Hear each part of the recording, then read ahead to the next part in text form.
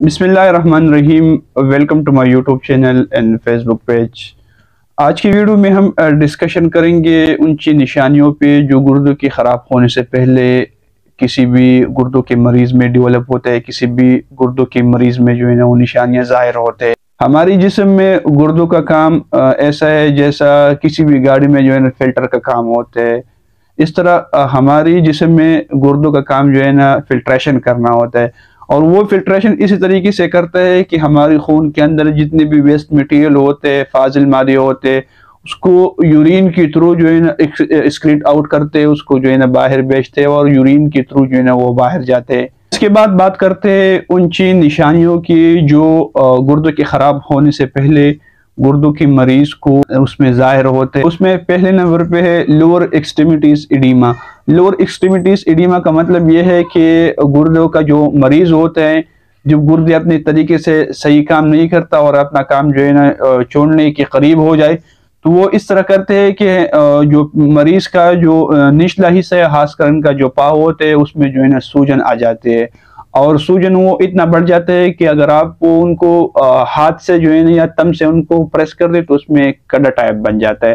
اس کے ساتھ ساتھ آنکھوں میں بھی سوجن آ جاتے ہیں. آنکھوں کا جو نچلا والا حصہ ہے اس میں بھی ایڈیما بن جاتا ہے، سوجن آ جاتا ہے. دوسرے نمبر پہ ہے یوریا سپوٹس. یوریا سپوٹ کا مطلب یہ ہے کہ جب بھی گردے خراب ہو جائے تو وہ جو فلٹریشن ہے وہ صحیح طریقے سے نہیں کرتا، تو اس کی وجہ سے ہمارے جسم میں جو یوریا ہے یا جو یورک ایسڈ ہے اس کا جو لیول ہے، اس کا جو مقدار ہے وہ زیادہ ہو جاتا ہے.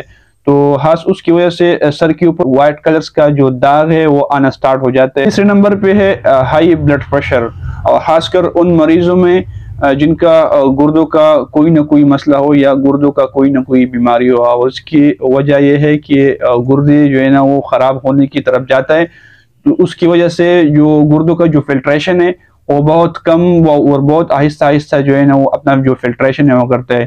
ان کی وجہ سے جو مریض ہے ان کا جو بلڈ پریشر ہے وہ ہائی سائڈ پہ رہتا ہے. چوتھے نمبر پہ ہے کہ جسم کا ایسیڈک ہونا. جسم کا ایسیڈک ہونا پھر بھی وہی بات آ جاتی ہے کہ جو گردے ہے وہ اپنا جو فلٹریشن ہے وہ صحیح طریقے سے نہیں کرتا. ہمارے جسم کے اندر جو ویسٹ مٹیریل ہے وہ پایا جاتا ہے، جو یوریا ہے یا جو یورک ایسڈ ہے، یا اس کے علاوہ جو اور جو فاضل مادے ہیں ان کا جو فلٹریشن ہے وہ صحیح طریقے سے نہیں ہوتا، جو دوبارہ ہمارے جسم کی جو ہے اندر ہی رہتا ہے. تو ان کی وجہ سے جو مریض ہے ان کا جو جسم کا جو انوائرمنٹ ہے وہ ایسیڈک رہتا ہے. پانچویں نمبر پہ ہے پیشاب میں پروٹین کا اخراج ہونا. ویسے تو نارملی کسی کو اس بات کا جو اندازہ نہیں ہوتا، اس کا جو ٹیسٹ ہے وہ ہم لیب ٹیسٹ کراتے ہیں اس کے بعد پتہ چلتا ہے.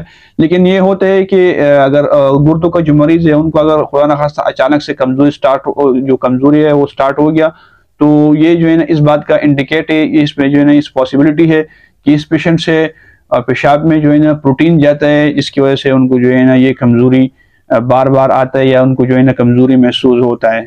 لیکن ہمیشہ یاد رکھو ان میں سب سے زیادہ جو آج کل جو کامن ہے اور جو ہمیں دیکھنے کو ملتا ہے وہ ہے ہاتھ پیروں میں سوجن. اور زیادہ تر جو کڈنی کا جو مریض ہوتے ہیں، گردوں کا جو مریض ہوتے ہیں، ان کے پیروں میں جو ہے نا سوجن بہت زیادہ ہوتے ہیں.